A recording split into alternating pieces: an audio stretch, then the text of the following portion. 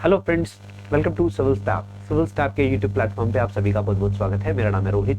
और दोस्तों, आप सभी को पता होगा कि हिमाचल प्रदेश के अंदर पीजीटी की वैकेंसीज को लेकर नोटिफिकेशन जो है वो निकला हुआ है और अप्लाई करने की जो लास्ट डेट है वो 30 नवंबर है। 30th ऑफ नवंबर तक डेट को एक्सटेंड किया गया है और बहुत सारे कैंडिडेट्स ऑलरेडी अप्लाई कर चुके हैं और बहुत सारे कैंडिडेट अभी इंतजार कर रहे हैं और अप्लाई करने वाले हैं। सो आज की इस वीडियो में हम मेन जो डिस्कशन करने वाले हैं वो ये करने वाले हैं कि एचपी पीजीटी पॉलिटिकल साइंस के अंदर जब 2019 में नोटिफिकेशन आया, देखिए 2019 में, इससे पहले अभी जैसे 2023 में आप नोटिफिकेशन देखते हैं, इससे पहले पीजीटी पॉलिटिकल साइंस का पेपर 2019 में निकला था। 2020 में एग्जाम हुआ था, मार्च महीने के अंदर, मार्च 2020 में पेपर हुआ था।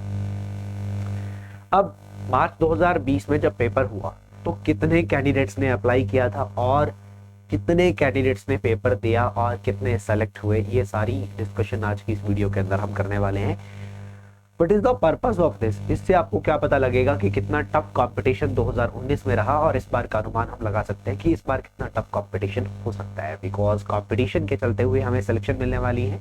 चलिए इस बार की बात, जैसे आप सबको पता है कि इस बार 102 वैकेंसीज पॉलिटिकल साइंस में आई है और कितने कैंडिडेट्स अप्लाई कर सकते हैं इसका अनुमान हम इस वीडियो को देखकर लगा सकते हैं। चलिए, तो आपको इस वीडियो को लास्ट तक देखना है स्टूडेंट्स। किसी को कोई सवाल होगा, डाउट होगा, you can ask in the comment section. आप कमेंट सेक्शन में जरूर पूछेंगे। तो पॉलिटिकल साइंस में 2019 में कितने कैंडिडेट्स ने अप्लाई किया था, इसके बारे में हम डिस्कशन करने के लिए आगे बढ़ रहे हैं। सबसे पहले मैं आपको बता दूं कि 2019 में जब नोटिफिकेशन आया, ठीक है, नवंबर 2019 में ये नोटिफिकेशन रिलीज किया गया था और मार्च 2020 में ये पेपर हुआ था। हालांकि इनकी ज्वाइनिंग 2021 में जाकर होती है, बिकॉज कोविड-19 का टाइम आ गया था, आप सब जानते हैं। तो टोटल पोस्ट थी 40। जैसे इस बार रीसेंट टाइम हमारे पास 102 पोस्टें हैं, तो 2019 में जब नोटिफिकेशन आया तो उसमें यहाँ पर 40 पोस्टें थी। 40 पोस्ट को लेकर ये नोटिफिकेशन रिलीज किया गया था। उसके बाद कितने एप्लीकेशन रिसीव किए गए by the Himachal Pradesh public service commission, यानी कि लोक सेवा आयोग को कितने कैंडिडेट्स ने एप्लीकेशन भेजे, यानी कि कितने कैंडिडेट्स ने फॉर्म फिल किया। सो कैंडिडेट्स जो फॉर्म फिल करने वाले थे 40 पोस्टों के अगेंस्ट, वो थे 5453, यानी कि 5453 स्टूडेंट्स ने, कैंडिडेट्स ने अप्लाई किया इसके लिए। अब आप देख सकते हैं क्वालिफिकेशन जो थी वो आज भी वही है और उस वक्त भी वही थी क्वालिफिकेशन, यानी कि एमए और बीएड दोनों में 50% मार्क्स, ये उस वक्त भी वही था, आज भी वही क्वालिफिकेशन का क्राइटेरिया है। बट यहाँ पर 40 पोस्टों के लिए आप एप्लीकेशन देखिएगा कितने आए, एप्लीकेशन देखिएगा कितने एप्लीकेशन यहाँ पर आ चुके हैं। ठीक है, अप्रॉक्स अगर मैं कैलकुलेट करता हूँ तो अप्रॉक्स 140 गुना, अप्रॉक्स 135 से 140 गुना कैंडिडेट्स ने फॉर्म फिल किया। ठीक है, तो यहाँ पर अगर आप देखेंगे तो अप्रॉक्स 135 से 40 गुना बच्चे आपके फॉर्म में आपको अप्लाई होते हुए दिख रहे हैं। But the main point is कि पेपर कितने कैंडिडेट्स ने दिया। अगला पॉइंट ये आता है, क्योंकि फॉर्म तो बहुत सारे कैंडिडेट्स फिल करते हैं, पेपर कोई देता है, कोई नहीं देता है, कोई पेपर स्किप कर देता है। तो पेपर कितने कैंडिडेट्स ने दिया, कितने कैंडिडेट्स पेपर में अपीयर हुए। तो 40 पोस्ट के अगेंस्ट में कितने कैंडिडेट्स पेपर देने गए, 3691, यानी कि 3691 कैंडिडेट्स ने पेपर दिया। जी हाँ, ये Himachal Pradesh public service commission का ऑफिशियल डाटा है जो मैं आपको बता रहा हूँ कि कितने एप्लीकेशन आए थे, कितने बच्चों ने पेपर दिया। ठीक है, और जैसे कि इतने एप्लीकेशन आए थे 5453, इसमें से लगभग 200 एप्लीकेशन तो पहले ही रिजेक्ट हो गए। वो इसलिए हो गए क्योंकि उन्होंने फॉर्म फिलिंग में कुछ गलतियां करी होंगी।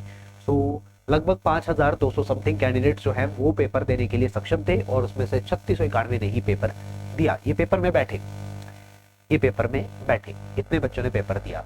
अब अगर मैं पेपर देने वालों की संख्या की बात करता हूं तो लगभग 90 गुना, लगभग 92 गुना बच्चों ने पेपर दिया ना, 92 टाइम्स स्टूडेंट्स ने पेपर दिया जितनी वैकेंसीज यहाँ पर थी। ठीक है, तो 40 पोस्टों के लिए 92 गुना बच्चे आते हैं, यानी कि लगभग 3700 स्टूडेंट्स ने पेपर ये यहाँ पर दिया।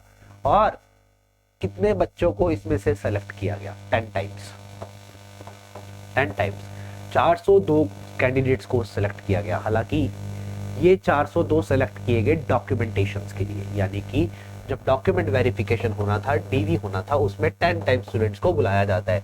यानी कि इस बार अगर 102 वैकेंसीज हैं तो 10 गुना कैंडिडेट्स, यानी कि 1020 बच्चों को बुलाया जाएगा। डॉक्यूमेंट वेरिफिकेशन के लिए। तो 402 कैंडिडेट्स को डॉक्यूमेंट वेरिफिकेशन के लिए बुलाया गया और इसमें से सिर्फ 40 को सिलेक्ट किया गया, इसमें से सिर्फ 40 को सिलेक्ट किया गया क्योंकि वैकेंसीज ही इतनी थी। अब डॉक्यूमेंटेशन होने के बाद ठीक है, जो टॉप 40 स्टूडेंट्स है यानी कि जिनके सबसे ज्यादा मार्क्स आए हुए थे, कैटेगरी वाइज भी देखा गया, उन सबको यहाँ पे सेलेक्ट किया गया।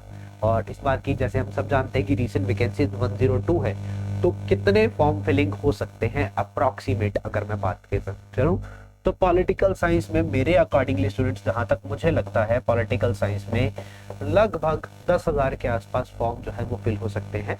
ठीक है, अप्रॉक्स 10,000 फॉर्म्स फिल हो सकते हैं क्योंकि इस बार अवेयरनेस भी ज़्यादा है। उस वक्त कोविड-19 भी था, उस वजह से भी पेपर देने के लिए, हालांकि कोविड जो है उसके एक हफ्ते बाद पीक में गया, तो यहाँ पर हो सकता है कि बहुत सारे कैंडिडेट, उस बार टाइम भी कम था प्रिपेयर करने का। इस बार टाइम कितना मिलता है हम सब जानते हैं कि अभी टाइम है हमारे पास प्रिपेयर करने के लिए।